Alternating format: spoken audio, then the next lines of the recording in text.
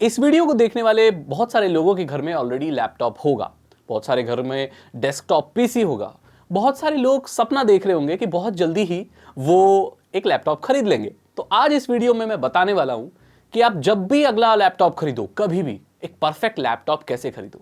Student हो, coding करते हो, मूवी देखने के लिए चाहिए, गेम खेलने के लिए चाहिए, या स्टाइल मारने के लिए चाहिए, या ऑफिस के काम के लिए चाहिए, किसी भी काम के लिए चाहिए, तो एक बढ़िया लैपटॉप कैसे खरीदें। ये वीडियो थोड़ी सी बड़ी हो सकती है क्योंकि मैं हर एक पहलू को कवर करूंगा। बेसिकली 4 स्टेप हैं एक बढ़िया लैपटॉप खरीदने के, ठीक है। उन स्टेप को मैं कवर करूंगा, हो सकता है अलग अलग पार्ट्स बन जाए, लेकिन मजेदार वीडियो होने वाली है और आपको एक्सपर्ट बना देगी लैपटॉप खरीदने का। सबसे पहले जो आपको करना है गाइज, वो बजट सेट करना है। इस दुनिया में ना अलग अलग बजट के लैपटॉप आते हैं और अलग अलग फोन आते हैं। मशीनों के ना बजट है आजकल। आप चाहो तो 15,000 का खरीद लो और आप चाहे तो 1,50,000 का खरीद लो। जितना शक्कर डालोगे उतना मीठा आपको पकवान मिलेगा। तो कुछ ये लैपटॉप के साथ भी है। अब बात करते हैं कि सबसे लोएस्ट बजट वाले कौन से होते हैं। देखिए, आई बॉल के और बहुत सारे ऐसे लैपटॉप आते थे जो 8,000 रुपए से शुरू होते थे। इनको लैपटॉप कहना बहुत ही बेकार बात है। मतलब वो लैपटॉप तो नहीं होते थे, वो एक तरह से लिखो फेंको पेन आता था ना, एक उस तरीके के ये लैपटॉप होते थे। इसमें आप वीडियो भी प्ले करते थे तो वो भी अटक के चलती थी। गेमिंग की तो आप सोच ही नहीं सकते। हाँ, वर्ड फाइल वगैरह पढ़ सकते हो और ये ज़्यादा लॉन्ग लास्टिंग नहीं होते। मैं इनको बिल्कुल रिकमेंड नहीं करता। अब कैटेगरी आती है 15,000 रुपए की। 15,000 रुपए में आपको मिल जाएंगे रिफर्बिश्ड लैपटॉप। अगर आपका बजट बहुत कम है ना, आपके पास बहुत कम पैसे हैं, तो आप एक रिफर्बिश्ड लैपटॉप खरीद सकते हो। बेसिकली ये सेकंड हैंड लैपटॉप होते हैं जो कंपनी से ठीक होके आते हैं। इसमें कोई परेशानी नहीं होती और ये आपको आधी कीमत पे मिल जाते हैं। जैसे अगर कोई लैपटॉप 30,000 का लॉन्च हुआ था तो वो रिफर्बिश्ड 15,000 का मिल जाता है। वो भी वैसे ही चलता है, बढ़िया चलता है, हल्के मुल्के स्क्रैच होते हैं उसमें, तो आप उससे अपना काम चला सकते हो। नया खरीदना है तो ऐसे लैपटॉप आपको 30,000 से नीचे मिलेंगे। अब जब आप बजट में जाते हो ना, तो आपको बहुत सारी चीजें गिव अप करनी पड़ती हैं एक लैपटॉप में। जैसे कि आपके लैपटॉप में आपको टच स्क्रीन नहीं मिलेगा, आपका बैकलिट वाला कीबोर्ड नहीं मिलेगा। मतलब जो बटन्स होते हैं, उसके कीपैड होता है, जो भी कीबोर्ड होता है, उसमें लाइट नहीं जलेगी। Touch screen, USB type C नहीं मिलेगा आपको। आपके लैपटॉप में आपको एसएसडी नहीं मिलेगा। उसका क्या फायदा होता है मैं आपको बाद में बताऊंगा। तो बजट लैपटॉप का ये होता है। अब जो ये 30,000 से नीचे के लैपटॉप होते हैं, इसमें लो पावर्ड प्रोसेसर्स होते हैं ज़्यादातर। और इसमें एक चीज़ होती है कि ये ऑफिस के लिए बने होते हैं। थोड़ा मोड़ी बहुत लो लेवल की गेमिंग, थोड़ा मोड़ा ऑफिस का काम और वीडियो देखना, ये सारी चीज़ें आपको ये कर लेंगे। और ये ज़्यादातर थोड़े से मोटे होते हैं क्योंकि यार इतने सस्ते लैपटॉप में कंपोनेंट को एकदम भिचा भिचा के लगाना, एकदम वो सब करना थोड़ा सा मुश्किल होता है, ठीक है। तो ये अब जब गेमिंग वाला आप खरीद रहे हो तो भाई गेमिंग वाला जो लैपटॉप होता है ना, वो करीब 60,000 से शुरू होता है और वो दिखने में बिल्कुल अलग होता है। अगर आप एक गेमर हो तो आपको पता होगा, गेमिंग लैपटॉप काफ़ी मोटे होते हैं, काफ़ी एकदम स्टाइलिश होते हैं, कलर्स होते हैं उसमें। आपको देखकर लग जाएगा कि भाई हाँ, ये गेमिंग लैपटॉप है। अगर आप चाहते हैं कि आप गेमिंग का लैपटॉप पतले से पतला लें, तो ये थोड़ा सा परेशानी वाली बात है। मैं बताता हूँ क्यों। जो लैपटॉप पतले होते हैं ना, बहुत पतले होते हैं ना, उसमें क्या होता है कि कूलिंग सही नहीं लग पाती। क्योंकि कूलिंग के लिए फैन और जो भी कूलिंग सिस्टम है उसके लिए थोड़ा स्पेस चाहिए होता है। और कूलिंग हाई उसी में लगती है जो पावरफुल प्रोसेसर होता है। तो जो गेमिंग के जो कंप्यूटर होते हैं, गेमिंग के जो लैपटॉप होते हैं, वो बहुत पावरफुल होते हैं। उसको कूलिंग के लिए बड़ा फैन, बड़ा कूलिंग सिस्टम चाहिए होता है और इसीलिए वो थोड़े से मोटे होते हैं। अगर आपको कोई पतला लैपटॉप गेमिंग लैपटॉप बोलकर बेच रहा है तो उसे डबल चेक करें, क्योंकि शायद उसमें इतना पावरफुल प्रोसेसर है ही नहीं। कुछ ऐसे लैपटॉप आते हैं जिसमें फैन होता ही नहीं है और इसीलिए वो बहुत पतले होते हैं और उसके जो प्रोसेसर होता है वो बहुत कम पावरफुल होता है, बहुत लो पावर वाला होता है। तो उसमें गेमिंग के आप एक्सपेक्ट ही नहीं कर सकते भाई। तो इस चीज़ का ध्यान दें कि बजट सेट करें, और बजट सेट ना करेंगे, कम करेंगे तो आपको क्या नहीं मिलेगा, और ज़्यादा रखेंगे तो आपको क्या मिल सकता है, ये आपको पता चल गया। ये पहला स्टेप है हमारा, बजट सेट करना। अगली चीज है जो आपको कंसीडर करनी है कि आपके लैपटॉप का साइज और वेट क्या होगा। साइज और वेट से बहुत कुछ फर्क पड़ता है और बहुत कुछ पता भी चलता है। अभी देखो, आजकल तो हर तरह की वो आ रहे हैं। 13 इंच से शुरू होके 14 इंच, 15 इंच और 17 इंच तक के लैपटॉप देखे गए हैं। स्क्रीन रेजोल्यूशन की बात करें तो वो भी वैरी करती हैं, HD, full HD and 4K। तो ये चीज है। अब मैं आपको बता दूं कि अगर आपका लैपटॉप 13 इंच तक है, 13 से 14 इंच, तो आप 1366768 वाली रेजोल्यूशन जो नॉर्मली मिलती है लैपटॉप्स में, जो फुल HD भी नहीं होती, मोर देन इनफ है, आपको उससे ज़्यादा चाहिए नहीं। छोटी स्क्रीन में पता नहीं चलता इतना। लेकिन अगर आपकी स्क्रीन 14 इंच से ऊपर है या 14 इंच का भी बाउंड्री मान के चलो, तो आपको कम से कम फुल एचडी स्क्रीन लेनी चाहिए। फुल एचडी स्क्रीन लेने से फायदा ये होता है कि आपको बहुत बढ़िया विजुअल्स मिलते हैं, बहुत अच्छा सा नजर आता है। अगर आप 14 इंच का लैपटॉप ले रहे हो और वो फुल एचडी नहीं है उसकी स्क्रीन, तो वो कार्टूनिश लगती है। आज के वक्त में तो कौन लेता है? तो इस चीज का ध्यान रखें। पहले लोगों का ये सोचना था कि जितनी बड़ी स्क्रीन होगी ना लैपटॉप की, उतना महंगा होगा, लेकिन अब ऐसा नहीं है। 13 इंच के भी ऐसे लैपटॉप हैं जो बहुत महंगे हैं, और 14-15 इंच के भी ऐसे लैपटॉप हैं जो बहुत अफोर्डेबल हैं। सो ऐसा नहीं है। सो ये डिपेंड करता है कि आपको क्या चाहिए और क्वालिटी क्या मिल रही है स्क्रीन में। साइज से उतना फर्क नहीं पड़ता कि स्क्रीन की क्वालिटी क्या है, कौन सी ओलेड यूज हो रही है, रिफ्रेश रेट क्या है। अब अगर आप गेमिंग लैपटॉप खरीद रहे हो तो उसमें आपको रिफ्रेश रेट भी देखना पड़ेगा। और गेमिंग लैपटॉप की मैं बात करूं तो वो ज्यादातर 4K नहीं मिलते। वो इसलिए नहीं मिलते कि अगर कोई भी प्रोसेसर 4K डिस्प्ले को सपोर्ट कर रहा है या 4K में डिस्प्ले दे रहा है, सो वो ज्यादा FPS नहीं निकाल पाएगा, मतलब आपका गेम ज्यादा स्मूथ नहीं चल पाएगा, क्योंकि उसकी ज्यादातर जो प्रोसेसिंग है वो जा रही है 4K क्वालिटी में। जबकि यहां पर 4K क्वालिटी इतनी मैटर नहीं करती, 4K में गेम करना इतना मैटर नहीं करता जितना फ्रेम्स रेट करते हैं, जितने फ्रेम रेट करते हैं। जितना स्मूथ होगा गेम उतना अच्छा एक्सपीरियंस होगा। आपका गेम 4K में है, बहुत हाई क्वालिटी में, और जिटर होके लैग होके चल रहा है, तो आप उसे खेल नहीं पाओगे। सो ये चीज है जो आपको ध्यान रखनी है कि फुल एचडी होना चाहिए आपकी स्क्रीन में, और साइज कोई भी हो सकता है, छोटा भी ले सकते हो, बड़ा भी ले सकते हो, अपने नीड के हिसाब से। ठीक है। अब आप मुझसे पूछोगे तो सागर भाई ये 4K लैपटॉप आते किस लिए हैं? तो ये जो 4K लैपटॉप आते हैं ना, ये ज्यादातर गेमिंग के लिए नहीं आते। ये तो या तो इमेज एडिटिंग के लिए आते हैं या मल्टीमीडिया कंजप्शन के लिए आते हैं। मतलब कि कोई वीडियो देखनी है, कुछ बहुत बढ़िया फोटो देखनी है, तो वो हाई क्वालिटी में देखनी है। इतना पावरफुल प्रोसेसर होता है कि वो वीडियो प्ले कर दे, और 4K में वीडियो देखने का मजा ही कुछ और है। बड़ा लैपटॉप है, 17 इंच का है, 15 इंच का है, और उसमें 4K वीडियो चल रही है, सो उसका अलग मजा आता है। हालांकि इतना फर्क नहीं पड़ता, वो मैंने अलग साइबर सागर पे एक्सप्लेन किया है अपने दूसरे चैनल पे 4K के बारे में, लेकिन फिर भी बहुत असर पड़ता है और बहुत क्लियर उनकी वो होती है, इमेज बहुत बढ़िया होती है। कई बार ऐसा होता है कि 4K लैपटॉप है और बहुत ही पतला है, तो लोग झांसे में आ जाते हैं, बोलते अरे वाह इतना पतला लैपटॉप और 4K, उसमें फैन भी नहीं है, एकदम साइलेंट है। फैन इसलिए नहीं है क्योंकि उसका प्रोसेसर पावरफुल नहीं है। तो इस चीज को ध्यान में रखें, पतले लैपटॉप के लिए आपको ज्यादा पे करना पड़ता है और आपको परफॉर्मेंस भी उतनी अच्छी उसमें नहीं मिलती। हालांकि इसमें भी एक्सेप्शंस हैं, लेकिन यहां पर हम नॉर्मल लैपटॉप की बात कर रहे हैं, तो इस चीज को ध्यान दें। और दोस्तों तीसरा स्टेप है आपके लैपटॉप के स्पेक्स। लैपटॉप के अंदर क्या होना चाहिए, कितनी चीजें कितनी होनी चाहिए, कौन सा कंपोनेंट होना चाहिए, ये मेन चीज है। सो आप लैपटॉप खरीदने जाते हो ना, तो मेनली क्या क्या आपको देखना है मैं आपको बताता हूं। CPU, GPU यानी कि आपके ग्राफिक्स, ठीक है, रैम एंड स्टोरेज, ये 4 चीजें हैं जो आपको देखनी है। ये आज भी चलती हैं और हमेशा चलेंगी, यही 4 चीजें आपको देखनी है। और भी कुछ चीजें जैसे बैटरी एंड अदर स्टफ, वो मैं बाद में बताऊंगा। CPU, अब जो लैपटॉप मार्केट है ना, वो इंटेल ने रूल कर रखी है, मतलब लैपटॉप इंटेल के ही ज्यादा आते हैं। अब ऐसा नहीं है कि AMD के नहीं आते, तो AMD और इंटेल ये दोनों ही आते हैं। और ऐसा कहना था कि जो AMD के जो CPU होते हैं वो लैपटॉप बहुत गर्म करते हैं, बहुत गर्म होते हैं। जब भी मैं बता दूं कि ये चीज़ अब चेंज हो चुकी है, लेकिन कहीं ना कहीं कुछ मॉडल्स में हीटिंग की प्रॉब्लम आती है। ज़्यादा हीटिंग मतलब लो बैटरी लाइफ, कम बैटरी लाइफ, और ज़्यादा देर तक आप उसे नहीं चला सकते। तो इसमें अभी भी थोड़ा बहुत रिस्क है। हालांकि AMD के बहुत अच्छे प्रोसेसर हैं जो हीट नहीं करते, लेकिन उनकी इमेज थोड़ी सी खराब है। सो मैं यही आशा करता हूं और यही उम्मीद करता हूं कि आप ज़्यादा रिस्क ना लेते हुए इंटेल पे जाओगे। कोई स्पॉन्सर्ड वीडियो नहीं है, बट मैं आपको बता रहा हूं कि मेरे पास ज़्यादातर इंटेल के ही हैं। इंटेल फैन बॉय कह लो या कुछ भी कह लो, वो ठीक है, जो भी है। तो इंटेल में क्या है कि सबसे लेटेस्ट लेने की कोशिश करें। लेटेस्ट इन द सेंस कि अगर आपको i3 लेना है, देखो बेसिकली i3 आता है, i5 आता है, i7 आता है, i9 आता है, ये सारे देखने को मिलते हैं। जितना जो कम है उसकी प्रोसेसर पावर इतनी कम है, जितना आगे बढ़ता जाता है फिर आपको हाई जो फीचर है वो मिलते चले जाते हैं। तो अगर आपको i3 लेना है तो i3 बहुत अच्छा है, लेकिन लेटेस्ट जनरेशन का लेना, जैसे 12th जनरेशन अभी जो चल रहा है। आप ये गलती मत करना कि आपने i3 ले लिया या i5 ले लिया, लेकिन लो जनरेशन का ले लिया।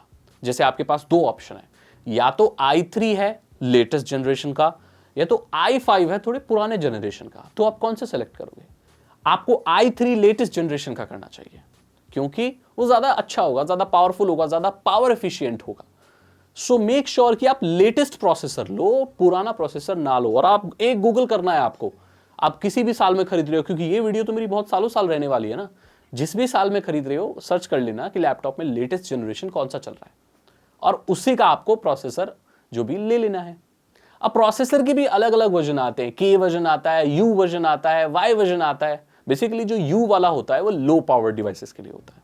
सो अगर आपके पास i3 12th जनरेशन आपके डेस्कटॉप में है और i3 10th जनरेशन अपने लैपटॉप में, उसमें जमीन आसमान का फर्क होता है, क्योंकि आपके कंप्यूटर में पावर की कोई कमी नहीं है, आप बड़ा पावर सप्लाई है, डायरेक्ट बिजली से चला रहे हो, जबकि आपके लैपटॉप में पावर की लिमिटेशंस होती हैं। सो उसके लिए प्रोसेसर तो सेम जनरेशन का होता है, सेम उसका होता है, लेकिन वो लो पावर्ड होता है और यू लिखा होता है उसमें। सो उसी से आप अंदाजा लगा सकते हो। आपको यहाँ पर एक गूगल सर्च करनी है और आप पता लगा सकते हैं कि आपके लैपटॉप में जो आपको प्रोसेसर मिल रहा है, क्या वो लो पावर्ड वाला है, क्या वो उसको ओवरक्लॉक किया जा सकता है। तो ये सारी चीज़ें आप देख सकते हैं। सो ये पहला स्टेप हो गया। दूसरा स्टेप होता है गाइस कि आपका जीपीयू कौन सा है। अगर आपको एक ऐसा लैपटॉप चाहिए जिसमें आप गेमिंग करना चाहते हो तो आपको ग्राफिक्स कार्ड चाहिए। अब ज्यादातर जो भी बजट वाले लैपटॉप आते हैं 30,000 से नीचे के, उसमें ग्राफिक्स कार्ड अलग से नहीं मिलता। अलग से इन द सेंस मतलब लैपटॉप में एक अलग चिप लगी होती है ग्राफिक्स की, जो भी ग्राफिक्स की प्रोसेसिंग होती है वो उसी चिप में होती है। यहाँ पर भी मार्केट दो चीज़ों पे चल रही है, एनवीडिया एंड AMD। दोनों ही अच्छे हैं, दोनों बढ़िया हैं, लेकिन अभी फिर भी एनवीडिया जो रूल कर रहा है, ज़्यादातर एनवीडिया के लोग ज़्यादा लेना पसंद करते हैं। सो एनवीडिया की जो पहले GTX 10 सीरीज आती थी वो अब पुरानी हो चुकी है, अभी RTX 20 सीरीज चल रही है। सो मेक श्योर आप RTX वाला लो। अगर आपको ग्राफिक्स कार्ड नहीं लेने, देखो भाई ग्राफिक्स कार्ड वाला लैपटॉप अगर आप लोगे ना वो थोड़ा सा महंगा पड़ता है, 5-10 हज़ार रुपये महंगा पड़ेगा। वो ऑब्वियस रीजन है कि भाई वो आपको एक्स्ट्रा ग्राफिक्स दे रहा है अलग से, 2 GB 1 GB या जो भी है, तो वो एक्स्ट्रा लेगा। ऑनबोर्ड ग्राफिक्स भी आते हैं जो इंटेल के ग्राफिक्स होते हैं, और उसमें सब कुछ बढ़िया चल जाएगा, कोई दिक्कत नहीं आती। बस आप हैवी मल्टीमीडिया क्रिएशन नहीं कर सकते, वीडियो एडिटिंग वगैरह नहीं कर सकते, और हैवी गेम्स नहीं खेल सकते। उसके अलावा आप अपने लैपटॉप पे सभी काम कर सकते हो। ग्राफिक्स इंटेंसिव गेम्स वगैरह और टास्क आप नहीं कर पाओगे। बाकी ऑनबोर्ड जो इंटेल ग्राफिक्स मीडिया एक्सेलरेटर होता है वो मोर देन इनफ है आपके नॉर्मल यूसेज के लिए। गेमिंग वगैरह करनी है तब आपको जाना है ग्राफिक्स कार्ड वाले सेक्शन में, और उससे आपका 10-15 या 10,000 या कुछ हज़ार पैसा आपका लैपटॉप में बढ़ जाएगा। RTX वाला ग्राफिक्स लेना है, 1 GB 2 GB more than enough. आपके गेम की रिक्वायरमेंट क्या है आप ऑलरेडी जानते हैं, अगर आप एक गेमर हैं उस हिसाब से आपको अपना ग्राफिक्स कार्ड ले लेना है। अगली चीज आती है रैम, और यहां पर आपको ज्यादा ऑप्शन देखने को मिलते नहीं है। 4 GB 6 GB 8 GB 16 GB इसमें ही सेलेक्ट करना है आपको। अगर आपको गेमिंग के लिए सेलेक्ट करना है तो जितना ज्यादा हो सके उतना बढ़िया, और अगर आपको बजट के लिए जाना है तो मैं आपको रिकमेंड करूंगा स्वीट स्पॉट जो है वो 8 GB का है। नॉर्मल अगर ऑफिस का काम करना है तो 8 GB more than enough. Gaming में जाना है तो जितना ज्यादा मिल पाए उतना बेहतर, और यहां पर तो आपको यही मिलता है 4 8 16, ऐसे 4 8 16, 4 6 8 16 जो भी मिलता है, जितना ज्यादा मिले उसे उतना ज्यादा सेलेक्ट कर लो, ठीक है। अब अगली चीज रह गई भाई स्टोरेज। यहां पर स्टोरेज में 2 ऑप्शन आते हैं, और आजकल तो 3 आने लगे, मैं बताता हूं। पहला आता है हार्ड डिस्क, नॉर्मल वाली सेटा हार्ड डिस्क, छोटी वाली 2.5 इंच वाली जो आती है, ठीक होती है, ये आपको सस्ते में मिल जाएगी। अगर आपके लैपटॉप में हार्ड डिस्क लगी हुई है ना तो आपको सस्ते में मिलेगा, क्योंकि उसका ये नुकसान होता है कि जो हार्ड डिस्क होती है वो थोड़ी स्लो होती है, डेटा की रीड एंड राइट स्पीड जो उसकी स्लो होती है। आपका जो लैपटॉप है वो धीरे बूट होगा, मतलब स्टार्ट धीरे होगा और इतना फास्ट नहीं करेगा। आप जानते हैं यार, मेरे चैनल को देख रहे तो हार्ड डिस्क की स्पीड कम होती है, आपको पता है, क्योंकि इसमें फिजिकल मूवमेंट होती है, प्लॉटर होता है और वो सब डिस्क घूम रही होती है, आपको पता होगा। जबकि बात करें कि हार्ड डिस्क की तो पुरानी हो गई। अब SSD की जब बात करें तो सॉलिड स्टेट ड्राइव एक अलग चीज़ है, इसमें कोई मूविंग पार्ट्स नहीं होते। जैसे आपका मेमोरी कार्ड, ऐसी चिप्स होती हैं, ये बहुत फास्ट होती है और थोड़ी सी प्राइसी भी होती है, थोड़ी महंगी भी होती है। तो हो सकता है आपके लैपटॉप में सेटा SSD हो, तो वो हार्ड डिस्क से थोड़ा सा बेटर ऑप्शन है। आप चाहें तो ऐसा लैपटॉप भी ले सकते हैं जिसमें हार्ड डिस्क लगी हो, बाद में आप उस पर SSD लगा सकते हो सेटा वाली, कोई प्रॉब्लम नहीं आएगी, लेकिन स्टार्टिंग से लेना ज्यादा अच्छा रहता है। अब एक तीसरा ऑप्शन भी है जो M.2 SSD आती है।